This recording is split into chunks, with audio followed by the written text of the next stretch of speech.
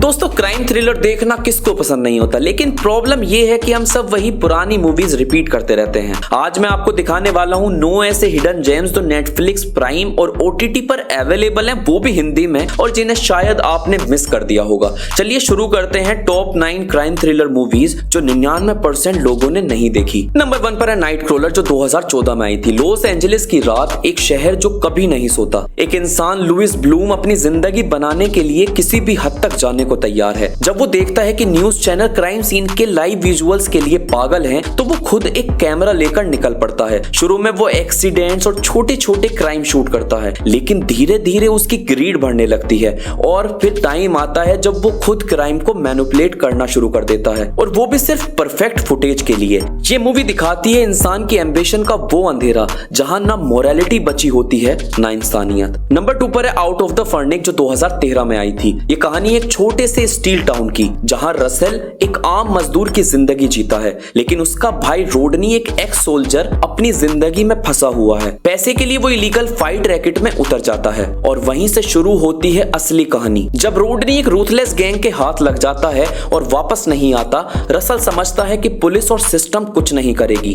तब वो खुद अपने भाई को ढूंढने और रिवेंज लेने निकल पड़ता है। मूवी आपको एकदम रॉ इमोशंस और ब्रदरहुड का इंटेंस फील देती है और दिखाती है कि इंसान अपनी फैमिली के लिए किस हद तक जा सकता है। नंबर 3 पर है द लिटिल थिंग्स, जो 2021 में आई थी। लॉस एंजलिस के एक अनसोल्व मर्डर केस को इन्वेस्टिगेट करते हुए 2 पुलिस ऑफिसर एक ऐसे सस्पेक्ट तक पहुंचते हैं जो सबसे अलग है। जैरेड लेटो का एक क्रीपी कैरेक्टर, लेकिन प्रॉब्लम ये है कि हर क्लू उन्हें और कंफ्यूज कर देता है। डेंजल वॉशिंगटन एक पुराने कोप का रोल प्ले कर रहे हैं जिसके अपने डार्क सीक्रेट्स हैं, लेकिन कहानी आगे बढ़ती है और एक ऐसी साइकोलॉजिकल मेज बन जाती है जहां सच और झूठ के बीच की लाइन धुंधली हो जाती है। ये मूवी स्लो है, लेकिन हर फ्रेम में आपको एक अजीब सी टेंशन फील होती है। नंबर 4 पर है इमाइका नोडिगल, जो 2018 में आई थी। साउथ सिनेमा का एक और धमाकेदार थ्रिलर जिसमें एक सीरियल किलर रुद्रा पूरे शहर को डराता है। सीबीआई ऑफिसर अंजलि उसे पकड़ने निकलती है, लेकिन ट्विस्ट ये है कि किलर भी एक मास्टरमाइंड है जो हर मूव को एक गेम की तरह खेलता है। और फिर एक शॉकिंग रिविलेशन आता है जहां कहानी एक इमोशनल एंगल ले लेती है। अनुराग कश्यप का विलन रोल इस मूवी को अलग ही हाइट दे देता है। अगर आपको कैट और माउस की थ्रिलर पसंद है तो ये एक मस्ट वॉच है। नंबर 5 पर है सवारी, जो 2024 में आई थी। ये लेटेस्ट तेलुगु थ्रिलर एक सिंगल मदर की कहानी है जो अपनी छोटी सी बेटी के लिए दुनिया से लड़ती है। सबरी के सामने एक ऐसी सिचुएशन आ जाती है जहां उसे अपनी बेटी को बचाने के लिए सिस्टम, सोसाइटी और क्रिमिनल सबको टक्कर देनी पड़ती है। मूवी एक इमोशनल रोलर कोस्टर है जहां माँ का प्यार और सर्वाइवल इंस्टिंक्ट दोनों अपने पीक पर होते हैं। इसमें सस्पेंस के साथ एक इमोशनल कनेक्शन भी है जो इसे अलग बनाता है। नंबर 6 पर है the girl on the train, जो 2021 में आई थी। एक लड़की जो हर दिन ट्रेन से गुजरती है और खिड़की से एक परफेक्ट कपल की जिंदगी देखती है, लेकिन एक दिन उस लड़की की जिंदगी में ऐसा ट्विस्ट आता है कि वो मर्डर मिस्ट्री में फंस जाती है।